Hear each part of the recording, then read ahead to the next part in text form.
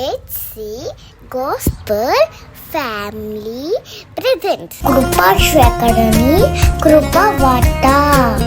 ఈ దిన ధ్యాన వాక్యము యోబు గ్రంథము 5వ అధ్యాయము 9వ వచనము. ఆయన పరిశోధింపజాలని మహాకార్యములను లెక్కలేనన్ని అద్భుత క్రియలను చేయువాడు. జపాన్లోని పచ్చని కొండల మధ్య ఉన్న గ్రామం టోక్యో.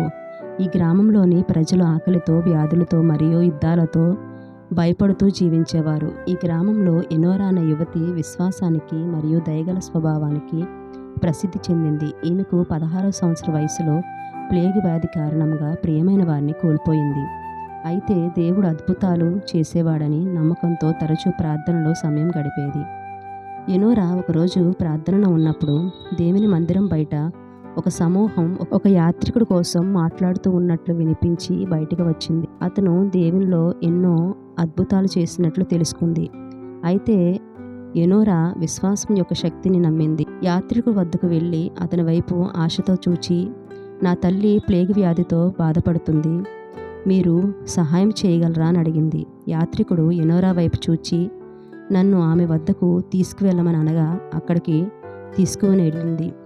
తన తల్లి మంచాన ఉంది. యాత్రికుడు ఆమెతో ఇలా అన్నాడు, మీరు దేవుని శక్తిని నమ్ముతున్నారా అని అడిగాడు. ఆమె కరుణతో అవును, నేను నమ్ముతున్నానని చెప్పింది. మీ విశ్వాసం ద్వారా దేవుని అద్భుతాలు చూస్తారని చెప్పి ఒక గదిలో ప్రార్థనను ప్రారంభించారు. ప్రార్థనలో అనంతరం ఎనోరా రోజురోజుకి స్వస్థత పొందుకుంది. గ్రామస్తులందరూ ఆశ్చర్యపోయారు.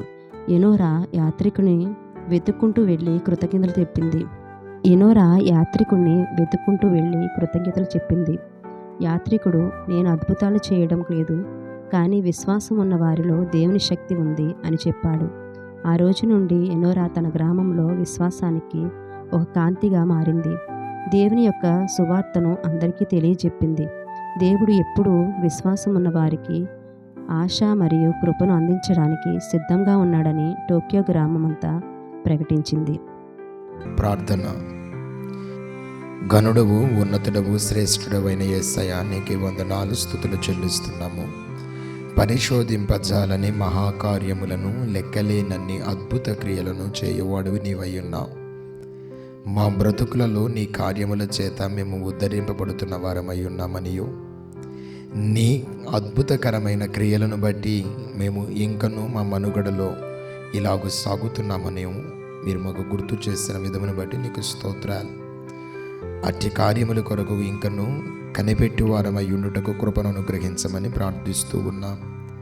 ప్రియ బిడ్డలెల్లరినీ దీవించి ఆశీర్వదించి నీ మాట చేత ప్రతి బిడ్డను కూడా బలపరచమని అడుగుతూ, ప్రతి బిడ్డ యొక్క ఆలోచనకు నీ కృపను తోడు చేసి ఉంచి దీవించమని యేసు ఘననామమును అడిగి వేడుకుంటూ ఉన్నాము తండ్రి, ఆమేన్.